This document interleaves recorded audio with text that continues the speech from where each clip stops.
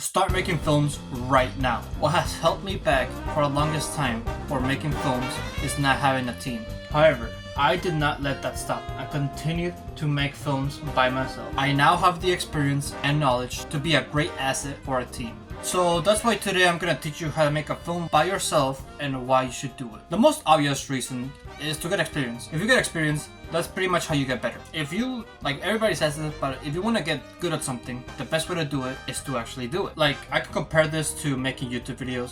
A lot of people, and myself included, kind of hesitate on making a piece of content because we want it to be perfect. We want it to be great. But in reality, whatever you do for the first time is not going to be as good. I don't know why a lot of people have the perception that the first thing that they have to do is perfect. And I low-key, I don't want to be mean or anything, but I've met plenty of people who do this and I get frustrated by it because you're putting expectations too high. If you put expectations too high, you're not gonna execute to the best extent, or you might not even execute at all. Like everybody agrees and everybody has seen that people who succeed are the people who just do it, who just go ahead and do it without just thinking about it, because those people actually grow. Those people are the ones that get feedback and learn from that feedback that they get. Cold approaching is like the best example. The guy who goes up to a girl and asks for their number are probably gonna get more results than the guy who doesn't, because if you go up to a girl and it's a little bit embarrassing, you kind of mess up on your words, you don't know what to say maybe, and she rejects you because of that, that rejection is feedback that you didn't do good that time. And so next time you do go, you'll have that piece of feedback like automatically ingrained in your head, and you'll automatically not do it because you already know. Same thing when it comes to films. If you make a film and somebody points out the aspects that you lacked in the film, it will automatically be ingrained in your head whenever you do make another film. This feedback can come from different places, of course. It can come from peers, friends, colleagues, even yourself too. For the longest time, I didn't really have somebody that could give me feedback, but I had myself. So, I went back and rewatched some of my old films, see what I did wrong, seeing the acting, cinematography of it, and criticized it myself. This could be a little bit hard because of course you're gonna have a bias, but you have to put that bias aside and look at it just as itself. And it's really hard to do this because you probably like yourself. Stepping out of your own shoes is pretty much the first step. You also have to have humility when it comes to receiving the feedback. For example, today I'm gonna get feedback when it comes to my acting that I did for one of my classes, and it's a bit scary because I know I'm gonna be receiving criticism and I know I'm gonna be embarrassed because it's gonna be in front of like a whole class. I'm gonna be put on the spot. It's scary, of course, but you have to do it in order to grow. Another reason why you want to get experience is because it will allow you to get a job a lot more easier. In any job in general, they're probably gonna ask for your portfolio, the type of work you've done before, and in film, this is something that's required. People want to know how big of an asset you're going to be. People are probably not going to care that you have the drive to film. They have the motivation and the enthusiasm to make films. People are not going to care about that. What most people are going to care about is the result. And the best way to judge results is by your previous work. I know there's a quote that's in my mind that goes like, I'm pretty sure Hamza said it, but it goes like, the best predictor for the future is the past. There you go. So I just listed some of the things that will benefit you. There's probably a lot more, but you could probably think of it. Like, there's a lot of reasons why you should make films by yourself, but there's also a lot of challenges. So one of the challenges that I had is the lighting. Since you don't have like someone that can control the light, and since also you're limited to certain locations, you're probably not gonna be able to control the light yourself. You could to like your best extent, but since you are guessing, or maybe not, maybe you have like one of those cameras that has like a screen that you can turn around and then you can see your positioning. But if you don't have that, if you just have like your phone, you're probably just gonna be guessing the position that you are, the lighting that there is. You're probably not gonna know for guaranteed if the film that you made was up to your vision until you actually see it, of course. There's also the problem of being limited to locations. You could of course you could film outside. That's always an option, but a lot of people are probably gonna be not as comfortable filming themselves by themselves, like shoot a fictional scene outside, because people are gonna look at you weird. There's also audio problems maybe there's like a wind, maybe there's people like talking in the background. at the end of the day, the best option is probably gonna be your house, because in there you can control your environment. You can like ask people to, you know, move somewhere else. That way you can record. You can control what type of audio there is. You know, like you probably know your whole house very well, so you know what locations you want to use. You can also be very familiar to what the best light source would be. Your house is always gonna be your best option to film by yourself, of course. So now that we've gone over why you should and the challenges, let's go over the process.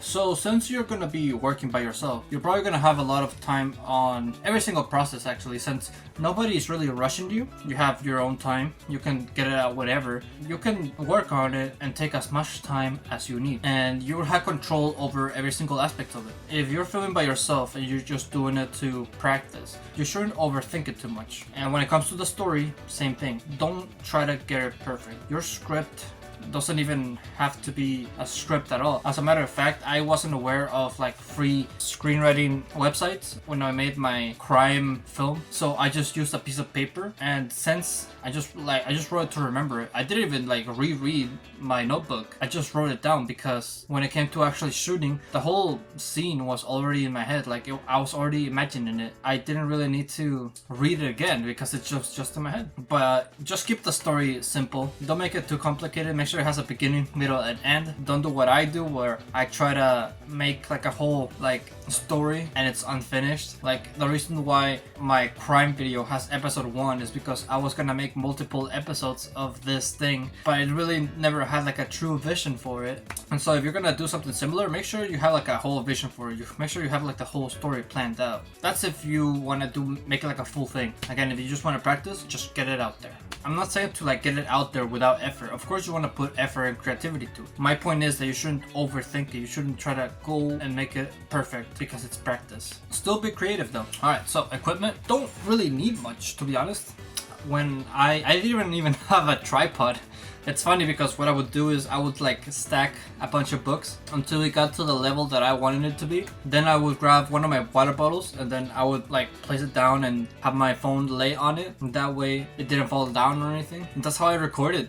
Like you really only need your phone and a computer to edit on in order to make a film. You know, as long as you have the drive and passion to make it, you'll find ways in order to get the shot that you want. Like just if you want like your shot to be eye level and while you're standing up, just like get a chair, get like a bunch of books, stack them, and then just put your phone there. Simple as that. Another thing that I did, which looking back at it was probably a bad idea, is I bought like a green screen. This was like for one of my short films that was inspired by In Space with Markiplier, where you have different options. And I made like, I said this in like my VFX video. I used a lot of VFX on that short film. And so in order to hang the green screen, I would like have a dumbbell, hold it from the fridge, from the top of the fridge, and then I would stack like a bunch of chairs and books until it got to like the fridge level, and then I would use another dumbbell to hang it from all the way there. And I remember by the end of it, I was just like sweating because it took a lot of time to set up.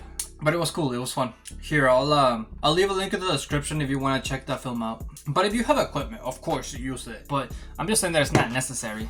It helps a lot, like it helps save a lot of time. Right now, like to make this video, all I did is put my tripod down, make sure I was like, that framing that I wanted to get is there. And now I'm just recording, it's really simple as that. So it does save a lot of time, which like before I would have had to like grab some books, stack them, maybe like put my phone against the wall or like against something that way it doesn't fall. It would require a lot of effort pretty much. So if you can, if you want to, get equipped. I also suggest that in the pre-production process, you don't have to make a shot list, but just get an idea of the shots that you want. Same thing with the music and the clothes, because you have to know what type of mood you want to have, and these are all things that you should consider on the pre-production process. If you're in school, your best option when it comes to filming this would probably be during the weekend. That's like the best. It was like the best time for me because both of my parents were working. I had the whole house to myself. I could control the audio pretty much. I had like nothing to do. I had like no homework or anything that could distract me. The weekend is always the best option, and it's gonna be the best option, including when you're in film school. In film school, they even tell you themselves, film on the weekend. It's probably the best option. So keep that in mind. Keep that, like if you are eventually gonna go to film school, keep that in mind. Okay, so this is a mistake that I made during the production process, and I'm gonna share it with you, so pay attention. So it's gonna sound obvious, but shoot the scene for a certain character first. What I mean by this is, like, in my crime film, I have like 3 characters that are all me, all played by me. And what I would do is I would shoot one character scene and then I would shoot the other character scene, but that would make it so it would take a lot of time because I would shoot one of that character scene, change my clothes, and then film the other character, and then again I would take off my clothes and put the other clothes on and shoot again. This takes a lot of time. I think the reason why I did is because I didn't want the flow of the scene, like of the moment of my acting moment, to disappear, so that's why I kind of switched between back and forth. Best case scenario though, to save time and to save effort, is to shoot the whole scene for that character first, like the whole thing, and then do it for the other one. It sounds really obvious, but I guess I made the mistake. And also, Rick, filming actually doesn't really take that long of time. For me, it actually only took me like an hour or two, which to some standard, it's really good. Like I've heard from people in my university that it takes them like hours, like 8 hours to film a thing. So yeah, you could probably expect, if you do film by yourself, like the filming process is gonna be a lot more faster because you're gonna be the one controlling it. I guess another aspect will also be the fact that I didn't do that many other takes. Like I will still do them, but like I probably only did like 1 or 2 takes of each scene, whereas if you actually do a film with people, you'll probably want to take multiple, like up to 6 or 4 or 6 pretty much. And then when it comes to post-production, this is pretty much the easiest because you're just putting everything together. If you planned correctly doing the pre-production process, this part would probably just go by really fast. I'm pretty sure I got it done, the editing process, I got it done like about an hour, which is surprising because some of my YouTube videos takes like 4 hours to finish. So take that for what you will. Another reason why it also went fast, the post-production process, is because I only shot like twice each scene, so I didn't really have like a variety of shots to shoot from. And the reason for it is because that shot was already like, it was in my head, it was in my imagination, like I knew where I wanted. I didn't like second guess what I wanted because it was up to me, only me. The only opinion that I was basing it off of was my own. For everything else in the post-production process is gonna be up to you. Any problems that come up are probably gonna be because you didn't plan correctly during the pre-production process. But that's pretty much about it. So with all that in mind, make a film right now. There's no excuse why you shouldn't. I mean, you could also make a film with friends, like as your first. That could also work. But if you're in a situation where you just have you shouldn't like hesitate on not doing it if you do want to do it. So with that, thank you for watching this video. If you liked it, make sure to leave a like. Subscribe if you're new or if you like my channel. And always remember to live your life like there's no tomorrow.